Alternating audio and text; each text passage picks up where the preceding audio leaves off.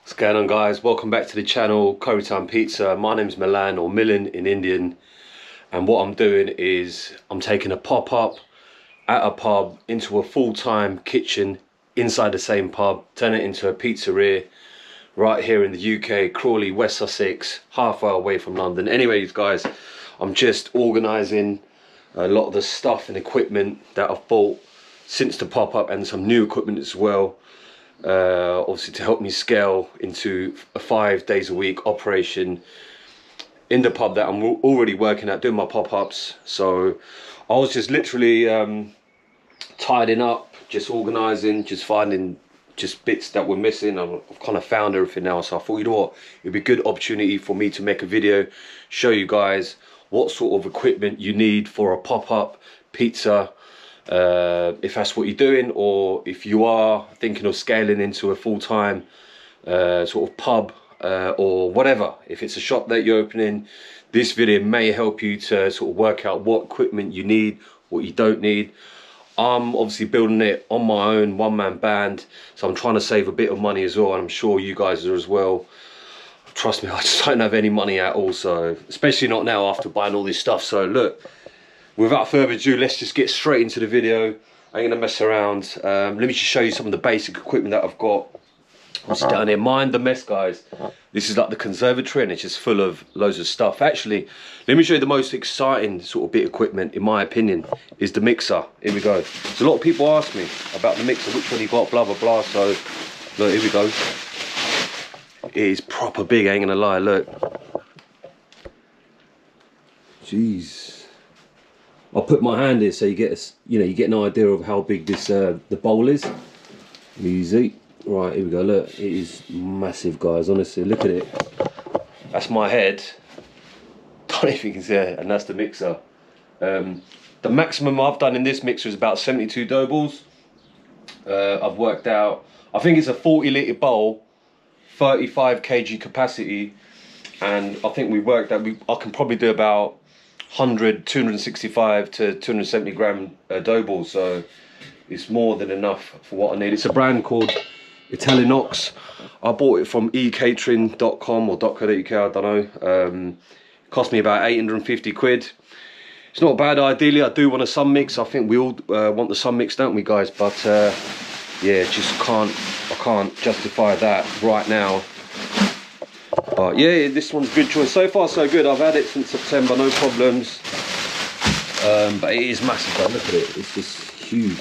Anyway, that's the mixer I've got. So that was like one of my first investments, major investments. And obviously I've got a couple of Gosney rock boxes. These are for sale actually, guys, so I don't really need them no more. Obviously, as you saw in the previous video, if you haven't checked it out already, I've got a double deck Capone Tiziano oven. Some of the more basic equipment obviously that we need. But for these I might need a bit more extra ones. That's pepperoni, normally vegetarian.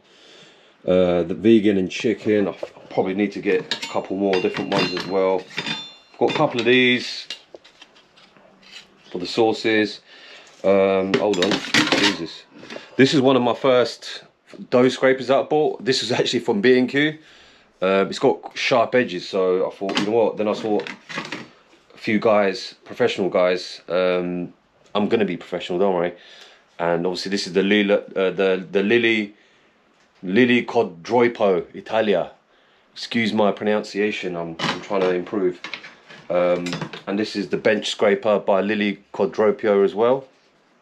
And you can also use this to get your dough balls out as well, to be honest. And I've also got like a plastic one. I think some guys are conscious of about, you know, when you're getting your dough out from the trays, and you know, sort of microplastics, blah blah blah. Anyway, I've got one of these as well. I actually use it for when I'm making my dough, and I help it. I'll stick my hand in there like that, and I help it. Once it's spinning, I help it. It helps you sort of get rid of all the excess on the side. Anyway, this is on. I need to turn it off. Hold on. Let me put you guys here. Hold on. I'll say battery, don't we? Jeez. But yeah, thermometer. This was gifted to me, so don't ask me how much it costs. But it's just a. Is this off? What's going on? There you go. It's off. BBQ equipment thermometer. I'm sure it doesn't cost a lot, a few quid or whatever. Amazon, eBay it, I don't know, but yeah, it works. Yeah, so when I was doing the pop-up, I bought these plastic trays, so that's where my that's where these were going. Basically just put a bit of tissue inside, done the job. I've got scissors there.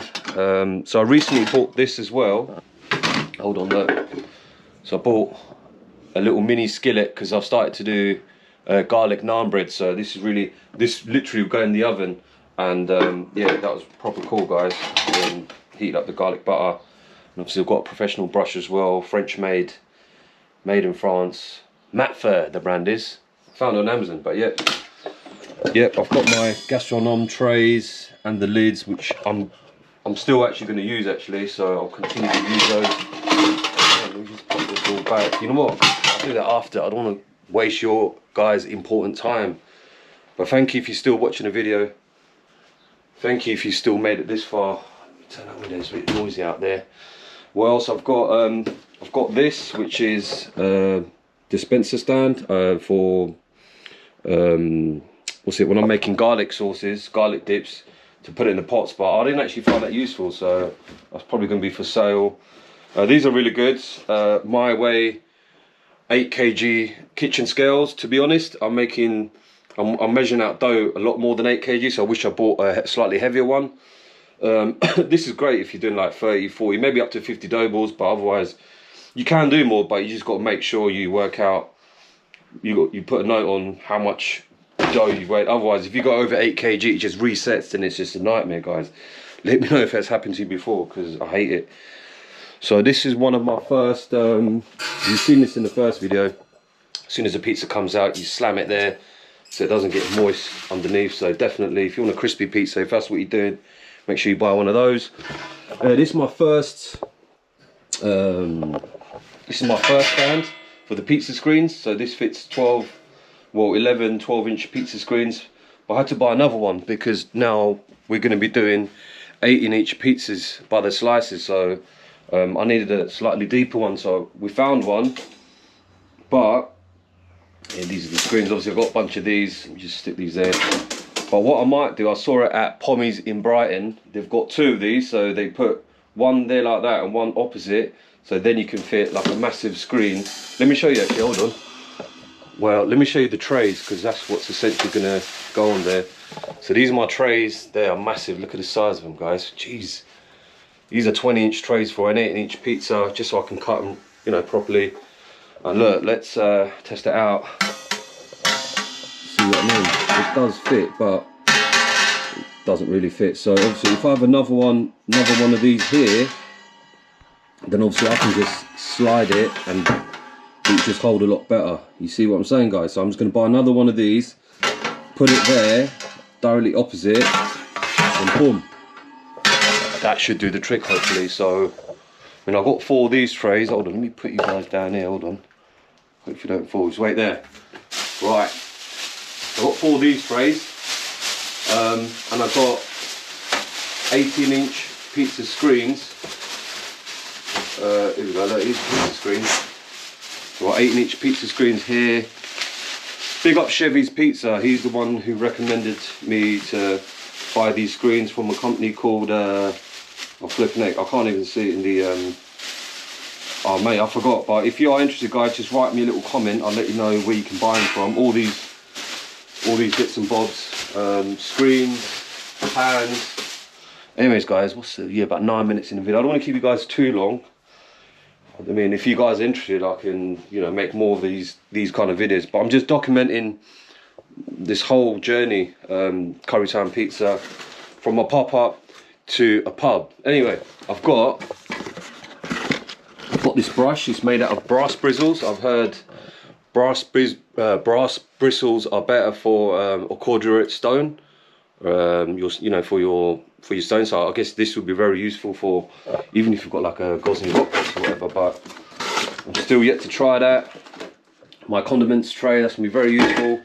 I've got a Star printer, TSP 100, costing about £300. I still need to unpack it and connect it up. I'm going to be using Store Kit, so big up Store Kit. So as soon as my orders come through Store Kit online, they'll just, this is my kitchen printer, it will just automatically print a ticket. And obviously yeah, so hopefully that will help me on my operations. Yeah, I've got to do some setting up and things like that. It's just a bit long. I've got the LAN cable for it, so I think I'll put that there.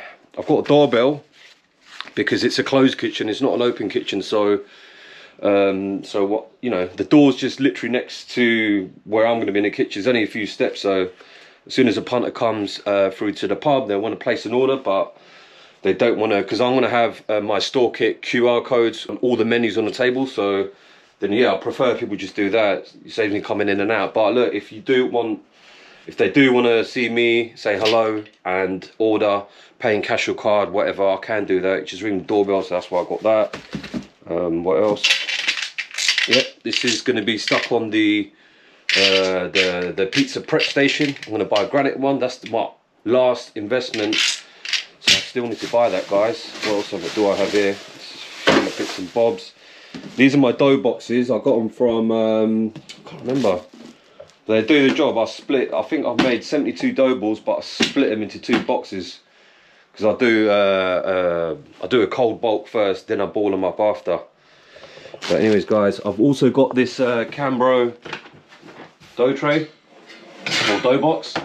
So this is very useful for, so if you're a pop-up, this is proper good to have because it keeps all your dough ambient temperature. And these are dough trays. I've still got loads here. I think I need to buy more. These are 600 by 400 and height is about 70 mil. Obviously for the 18-inch dough balls, I need to buy 100 mil depth because they're going to be a lot bigger. But I'm still gonna, you know what, guys, I'm gonna use this for service because in the kitchen it's gonna be proper hot. So I can keep a few of these trays, maybe a 2-3 outside, keep them in there. I've got a Stanley, it's like a dolly, wheel dolly, so I'll just slap that on there because that is heavy. Then I can just swing it around the kitchen. And what else, guys? Yep, so I've got, I mean, I was using these in the pop art. I won't really need to use these no more. This is my box full of stuff. I've got loads of these gloves and things like that. Oh mate, what else? Yeah, I've got my, be pleased to know, Currytown pizza with 5-star rated. I've got my old menus here. You know, this is how I was doing them. Got that. What else can I show you guys? Right, yeah, this is some exciting stuff. Still yet to try out, but this probably needs cutting, I think. Look, it's a Lily Quadro Pro turning peel. Look at the size of it. We're standing literally like, it's crazy, isn't it? Yeah, this is I got this from Salvo 1968.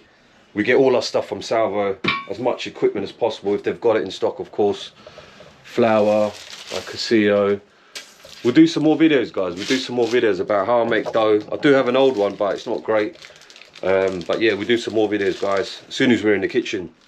Look, this is a Lilico Dropo peel, 12-inch pizza. It is massive. Look at it. Can you see?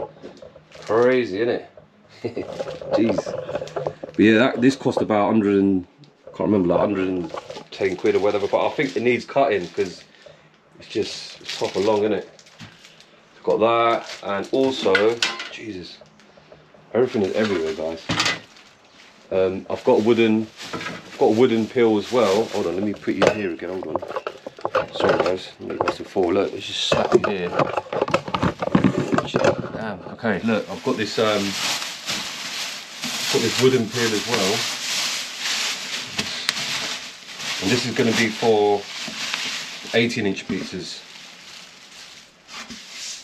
I'm going to try launching it